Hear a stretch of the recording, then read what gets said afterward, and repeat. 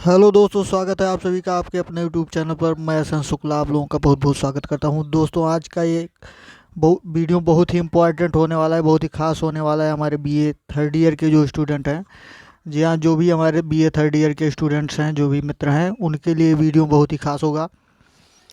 इस वीडियो में BA third year के इंग्लिश लिटरेचर के 2020 के एग्ज़ाम पेपर के बारे में चर्चा की गई दोस्तों, कि किस तरह का पेपर आपके एग्ज़ाम में आया हुआ था, कौन कौन से इंपॉर्टेंट क्वेश्चन आपके एग्ज़ाम में आए हुए थे। वो सारा पेपर इसमें आपको दिखाया जाएगा इस वीडियो में। और आप देखेंगे कौन से महत्वपूर्ण क्वेश्चन थे जो आपके एग्ज़ाम में 2020 में पूछे जा चुके हैं और जिनके आपके आने वाले एग्ज़ाम में आने की बहुत ज़्यादा संभावना है। तो उसी को देखते हुए ये मॉडल पेपर तैयार किया गया है आपके लिए। तो आइए वीडियो को शुरू करते हैं। और शुरू करने से पहले आप लोगों से एक अपील कि जो भी हमारे स्टूडेंट या प्यारे दोस्त जो भी इस चैनल पर नए हैं, सबसे पहले आप चैनल को सब्सक्राइब कर लीजिए, बेल आइकन प्रेस कर लीजिए, ताकि जो भी वीडियो की नोटिफिकेशन हो आपको मिलती रहे समय समय पर।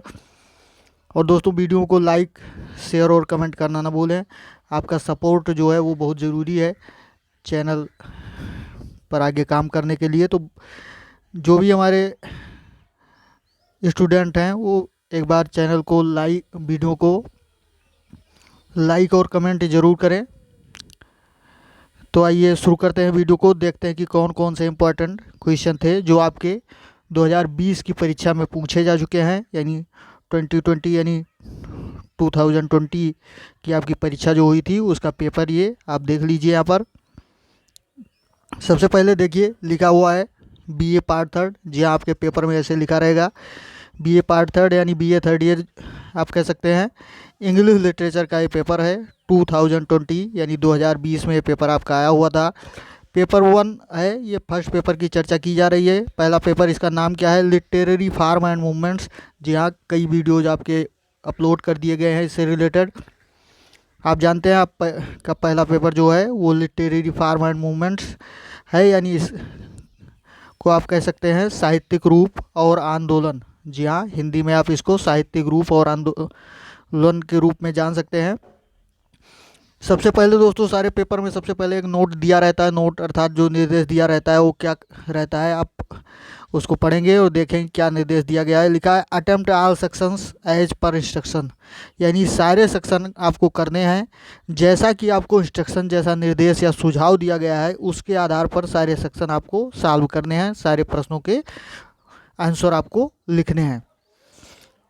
पहला सेक्शन है दोस्तों सेक्शन ये। जी हाँ, आप जानते हैं कि आपका जो पेपर है वो 3 सेक्शन में डिवाइडेड होता है, यानी सेक्शन ए, सेक्शन बी और सेक्शन सी। सेक्शन ए में आपके वेरी शॉर्ट आंसर टाइप के क्वेश्चन होते हैं, सेक्शन बी में आपके शॉर्ट आंसर टाइप के क्वेश्चन होते हैं और सेक्शन सी में लॉन्ग आंसर टाइप के क्वेश्चन होते हैं। तो इसी तरह आपका पेपर पैटर्न होता है दोस्तों। तो आइए देखते हैं कि सेक्शन ए में कौन से इंपॉर्टेंट क्वेश्चन थे जो आपकी परीक्षा में पूछे गए थे, 2020 की परीक्षा में पूछे गए थे और आपकी आने वाली परीक्षा के लिए बहुत ही ज़्यादा इम्पॉर्टेंट है। फिर एक बार देखिए, यहाँ सेक्शन ए में नोट लिखा हुआ है कि अटेम्प्ट ऑल क्वेश्चंस, यानी सारे क्वेश्चंस आपको करने हैं। Give answer of each question in about 50 words. जी हाँ, सारे प्रश्नों के उत्तर जो हैं वो लगभग आपको 50 शब्दों में लिखने हैं। जी हाँ, लगभग आपको 50 शब्दों में प्रत्येक प्रश्न का आंसर जो है, प्रत्येक क्वेश्चन का आंसर जो है वो लगभग 50 शब्दों में देना है। तो अब देखते हैं, क्वेश्चन नंबर 1 शुरू होता है। 1 का ये पहला खंड है, यानी क्वेश्चन नंबर 1 में आपके 10 छोटे छोटे क्वेश्चन रहेंगे। तो पहले में आप देखिए कि कौन सा क्वेश्चन है जो आया हुआ था आपके एग्जाम में, कि write a brief note on short story. जी हाँ, शार्ट स्टोरी पर क्या करना है आपको? एक छोटा सा लेख लिखना है, संक्षेप में एक लेख लिखना है। शार्ट स्टोरी यानी जो कहानी होती है, कहानी के ऊपर क्या करना है आपको? एक लेख लिखना है। ये इसकी डिफिनीसन और ये क्या चीज़ होती है, ये सारे आपको, ये क्वेश्चंस के आंसर जो है वो आप के चैनल पर वीडियो इसका उपलब्ध है। आप इसकी प्लेलिस्ट ओपन करके अपने, यानी अपने ईयर की प्लेलिस्ट, बीए थर्ड ईयर के नाम से प्लेलिस्ट उपलब्ध है चैनल पर। आप चैनल की प्लेलिस्ट ओपन कर लीजिए, उसमें कई सारे वीडियो जो हैं जो आपके पेपर से रिलेटेड हैं, आपके लिए बहुत ही महत्वपूर्ण है। वो वीडियो अगर आप अभी तक नहीं देखा है तो वो वीडियो आप देख लीजिए। उस इसका आंसर आपको वहीं मिल जाएगा। सेकंड क्वेश्चन आया हुआ था कि write a note on Shakespearean sonnet. जी हाँ, शेक्सपियर जो सोनेट है, शेक्सपियरियन सोनेट, पेट्रिशियन सोनेट, यानी ये जो है सोनेट का रूप है। तो शेक्सपियर साहब की सोनेट जो थी, सोनेट का मतलब आप समझ रहे हैं 14 लाइन की जो कविता होती है उसी को सोनेट बोलते हैं। तो शेक्सपियर साहब की सोनेट के बारे में आपको लिखना है, उस पर एक नोट लिखना है। नेक्स्ट क्वेश्चन देखते हैं दोस्तों।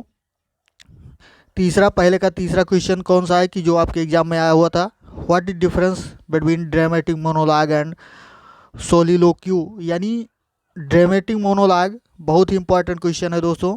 इसमें तो डिफरेंस पूछ रहा है, ये भी आ सकता है कि write a note on dramatic monologue या write definition of dramatic monologue, यानी नाटकीय कलाप। जी हाँ, ड्रामेटिक मोनोलॉग का मतलब होता है नाटकीय कलाप, जो आप जानते हैं। और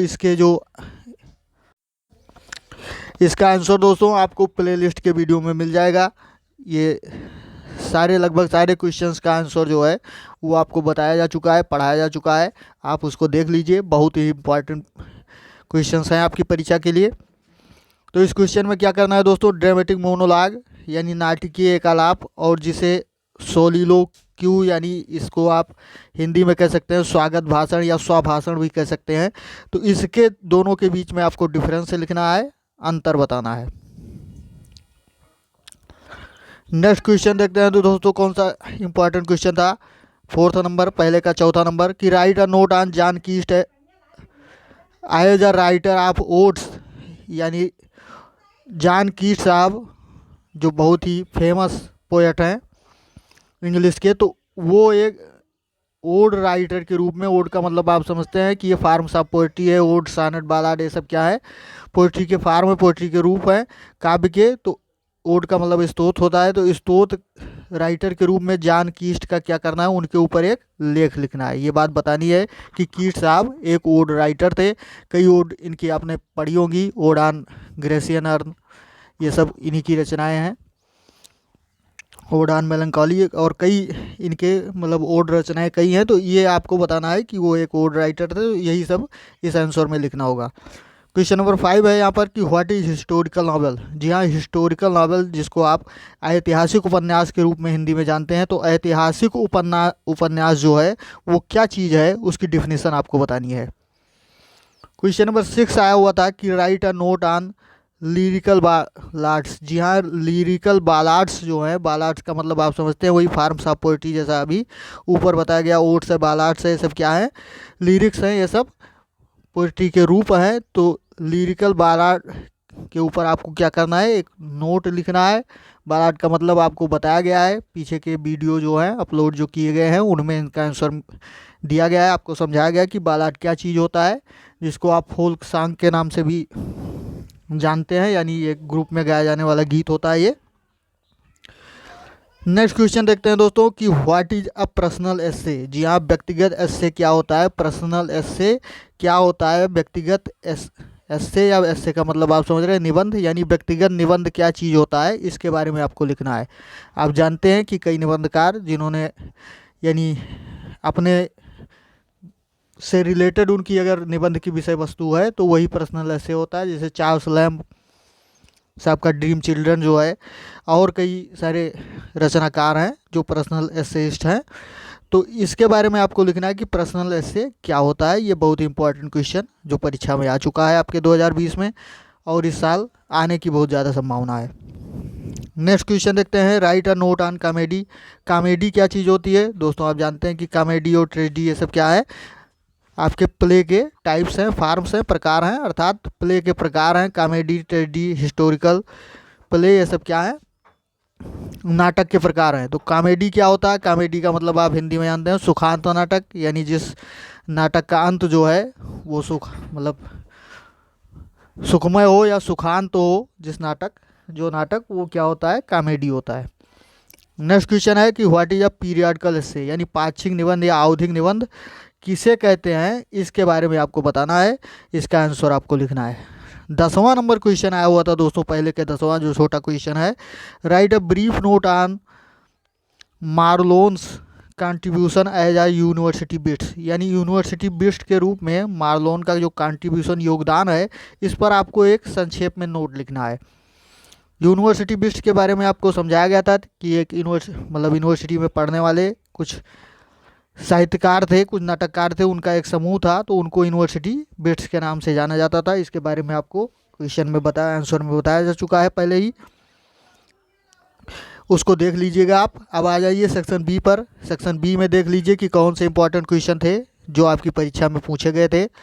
सबसे पहले नोट दिया गया है, यानी सेक्शन ए की तरह सेक्शन बी में भी एक नोट दिया गया है। अटेम्प्ट ऑल क्वेश्चन लिखा हुआ है, सारे प्रश्न आप करिए। Give answer of each question in about 200 words, यानी सारे प्रश्नों के उत्तर जो हैं वो आपको लगभग 200 शब्दों में देने हैं।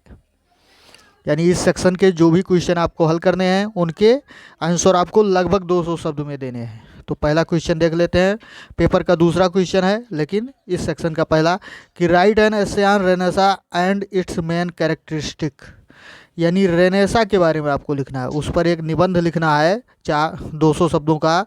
रेनेसा का मतलब पुनर्जागरण काल, आप जानते हैं दोस्तों। तो इसके बारे में एक निबंध लिखना है और उसकी मुख्य विशेषताएं, मेन कैरेक्टरिस्टिक्स लिखना है, यानी मुख्य विशेषताएं इसकी आपको लिखनी है रेनेसा की, पुनर्जागरण काल की।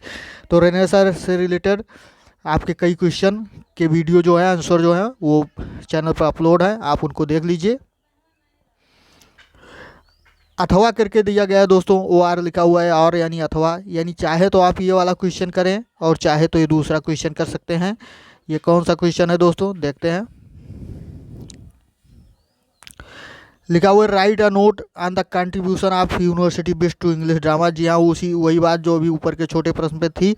यूनिवर्सिटी बिट्स का जो कंट्रीब्यूशन है, योगदान जो है अंग्रेजी ड्रामा में, अंग्रेजी ड्रामा यानी अंग्रेजी नाटक में यूनिवर्सिटी बिट्स का क्या योगदान है, तो इस पर आपको क्या लिखना है, एक लेख लिखना है। ये क्वेश्चन आपके पेपर में आया हुआ था, तैयार कर लीजिएगा दोस्तों, इसको पढ़ लीजिएगा डिटेल में, ताकि परीक्षा में अगर आए तो आप आसानी से उसको लिख ले जाएं। थर्ड नंबर क्वेश्चन देखिए दोस्तों, क्या है कि व्हाट इज न्यू क्लासिसिज्म, यानी नव शास्त्रीयवाद क्या चीज़ है। नव शास्त्रीयवाद क्या चीज़ है, what are the salient features of the new classicism literature, यानी नव शास्त्रीय साहित्य का जो मुख्य फीचर है, यानी मुख्य गुण, उसके जो है विशेषताएं हैं, उसके बारे में आपको बताना है, उस पर उसकी व्याख्या करनी है, उसके बारे में बताना है। तो ये क्वेश्चन था, ओ आर करके अथवा था, यानी चाहे तो आप वो लिखें, चाहे ये दूसरा क्वेश्चन लिख सकते हैं अगर ये नहीं आता तो। क्या है कि व्हाट इज मेटाफिजिकल पोएट्री, यानी मेटाफिजिकल पोएट्री क्या चीज़ है। What are the characteristics of metaphysical poetry, यानी मेटाफिजिकल पोएट्री की क्या विशेषताएं हैं, क्या अनोखापन है उसमें, तो इसके बारे में दोस्तों बताना था। तो क्वेश्चन नंबर 3 में 2 क्वेश्चन आपके आए हुए थे, जिनमें से आप एक क्वेश्चन कर सकते हैं, कोई भी जो आपको अच्छे से आता हो। अब आइए क्वेश्चन नंबर 4 देखते हैं कि चौथा नंबर क्वेश्चन कौन सा है जो आया हुआ था आपकी परीक्षा में, कि डिफाइन रोमांटिसिज्म, यानी रोमांटिसिज्म, रोमानियतवाद आप इसे कह सकते हैं, या रोमांटिसिज्म की क्या करना है, आपको परिभाषा लिखनी है, बताना है कि रोमांटिसिज्म क्या चीज़ है। What are the main trends of romantic poetry, यानी रोमांटिक पोएट्री के मुख्य लक्षण या विशेषताएं या गुण क्या चीज़ हैं, तो इसके बारे में आपको बताना था। ओ आर करके अथवा करके दिया हुआ था कि चाहे तो ये करें और चाहे तो आप दूसरा क्वेश्चन कर सकते हैं, कौन सा, कि show your acquaintance with William Wordsworth or John कीस्ट एज अ रोमांटिक पोएट, यानी विलियम वर्ड्सवर्थ साहब और जॉन कीस्ट साहब दोनों में से किसी एक का आपको क्या करना है कि वो एक रोमांटिक कवि थे। इसका क्या करना है आपको, शो योर अकाउंटेंस, यानी अपना परिचय आप इनके साथ व्यक्त करिए कि वो क्या है, एक रोमांटिक पोएट हैं। कौन, विलियम, चाहे विलियम वर्ड्सवर्थ साहब और चाहे जॉन कीट्स साहब, तो दोनों में से किसी एक के बारे में आपको लिखना है कि वो एक रोमांटिक पोएट है, इसकी व्याख्या करनी है आपको। क्वेश्चन नंबर 5 दोस्तों देख लीजिए कि क्या आया हुआ था, कि write a note on any poet or novelist of the Victorian age. जी हाँ, विक्टोरियन एज के किसी भी नॉवलिस्ट यानी उपन्यासकार या किसी भी पोएट कवि के बारे में क्या करना है, आपको एक नोट लिखना है। जी हाँ, बहुत ही इंपॉर्टेंट क्वेश्चन है दोस्तों, आप किसी के बारे में लिख सकते हैं, जो भी विक्टोरियन एज के पोएट या निबंधकार हैं, नॉवलिस्ट हैं, उनके बारे में आप क्या कर सकते, उपन्यासकार या नॉवलिस्ट जो भी हैं या कवि हैं, उनके बारे में आपको क्या करना है, एक लेख लिखना था। नेक्स्ट क्वेश्चन देखते हैं दोस्तों। इसी में अथवा करके दिया गया है, यानी चाहे तो क्वेश्चन नंबर आप ये 5 का ये वाला करें और अथवा करके चाहे तो ये कर सकते हैं कि शो और you can acquaintance with pre रेफ रेफलाइट पोएट्री। जी हाँ, प्री रेफलाइट काव्य के बारे में, पोएट्री के बारे में आपको क्या करना है, अपना परिचय व्यक्त करना है, अर्थात एक नोट लिखना है, समझ जाइए आप 200 वर्ड्स में। तो क्वेश्चन नंबर 5 दोस्तों था। क्वेश्चन नंबर 6 क्या है, कौन सा क्वेश्चन इंपॉर्टेंट है जो आया हुआ था आपकी परीक्षा में, कि write a note on trends in modern poetry, यानी आधुनिक काव्य के विशेषताओं पर, उसके लक्षण गुणों पर क्या करना है, एक नोट लिखना है आपको, एक लेख लिखना है। ओ आर करके अथवा करके दिया हुआ है कि ये करें, और चाहे दूसरा कर सकते हैं कि evaluate GB Shaw as a father of 20th century drama of ideas, यानी 20वीं शताब्दी के ड्रामा ऑफ आइडियाज यानी विचारों के नाटक के पितामह के रूप में, फादर के रूप में जीबी शाह को जाना जाता है। जीबी शाह यानी जॉर्ज बर्नार्ड शाह जिनका पूरा नाम है दोस्तों, तो इनको जाना जाता है। इस बात की आपको व्याख्या करनी है, इसके बारे में बताना है कि कैसे जॉर्ज बर्नार्ड शाह को 20वीं शताब्दी के ड्रामा ऑफ आइडियाज़ का फादर के रूप में जाना जाता है। अब दोस्तों ये सेक्शन नंबर बी जो है वो आपका क्लियर हो जा रहा है।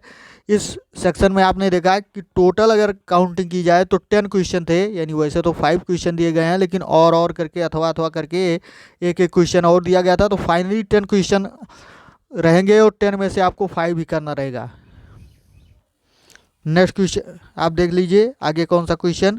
अब सेक्शन सी शुरू हो जाता है दोस्तों। सेक्शन सी में यानी ये लॉन्ग आंसर जैसा कि पहले आपको बताया गया सेक्शन सी है, और सेक्शन सी में देखिए सबसे पहले क्या लिखा गया है, नोट लिखा गया है, यानी यहाँ भी निर्देश है। क्या निर्देश है देख लीजिए, अटेम्प्ट एनी 2 क्वेश्चन, केवल 2 प्रश्न करने हैं। जी हाँ, इसमें से केवल 2 प्रश्न आपको करने हैं। Give answer of each question in about 500 words, यानी प्रत्येक प्रश्न के उत्तर जो है 500 शब्दों में, लगभग 500 शब्दों में देने हैं आपको। अब देख लीजिए कितने क्वेश्चन हैं, यानी टोटल 5 क्वेश्चन यहाँ पर आपके हैं, 7, 8, 9, 10, 11, पाँचों में से केवल 2 क्वेश्चन यानी केवल 2 प्रश्न आपको करने हैं। 7वां नंबर देखिए कौन सा इंपॉर्टेंट प्रश्न है जो आपकी परीक्षा में पूछा जा चुका था, 2020 की परीक्षा में आ गया है और इस बार भी आने की संभावना है। Write a note on 18th century as the age of prose and reason, यानी एक लिख डालिए किस चीज़ पर, 18वीं शताब्दी जो है वो क्या है, प्रोज और रीजन का, जी हाँ, गद्य और तर्क का युग के रूप में उसे जाना जाता है। यानी 18वीं शताब्दी को गद्य और तर्क के युग के रूप में जाना जाता है। इस पर आपको क्या करना है, एक लेख लिखना है दोस्तों। 8वां क्वेश्चन क्या है कि write an essay on the Victorian novel. जी हाँ, विक्टोरियन नॉवेल पर आपको एक एस्से, एक निबंध लिखना है। विक्टोरियन नॉवेल अर्थात विक्टोरियन युग के जो नॉवेल थे, उपन्यास थे, उस पर क्या करना है आपको, एक लेख लिखना है। क्वेश्चन नंबर 9 देखते हैं दोस्तों, कौन सा इंपॉर्टेंट क्वेश्चन है, examine T S. Eliot as a modern poet. जी हाँ, टी.एस. इलियट साहब जो थे वो एक मॉडर्न यानी आधुनिक कवि के रूप में है। इस बार की क्या करनी है आपको, परीक्षण करना है, एग्जामाइन करना है इसको, यानी टी.एस. इलियट को मॉडर्न पोएट के रूप में लिखना है, उनके बारे में बताना है। क्वेश्चन नंबर 10 देखते हैं दोस्तों कि कौन सा क्वेश्चन आया हुआ था कि Shakespeare is not of an age but of all age है। जी हाँ, शेक्सपियर साहब जो हैं वो क्या हैं, एक एज के रूप में, केवल एक एज के रूप में, यानी Shakespeare is not of an age, केवल एक युग के रूप में, वो एक युग में नहीं है, बट ऑफ ऑल एजेज, यानी सारे युगों के लिए हैं। अर्थात शेक्सपियर साहब की जो भूमिका है वो केवल जब वो थे यानी एक ही शताब्दी के लिए नहीं कि 14वीं 15वीं या 16वीं शताब्दी को एक शताब्दी दे दी जाए, यानी सारे युगों के लिए शेक्सपियर साहब का बहुत ही महत्व है।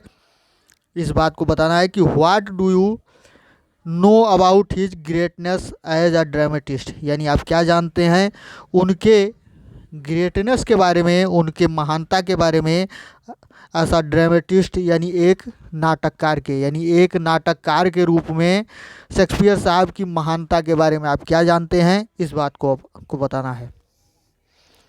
क्वेश्चन नंबर 11 दोस्तों क्या था कि what are the major trends of modern literature, यानी आधुनिक काव्य का जो है वो क्या है कि जो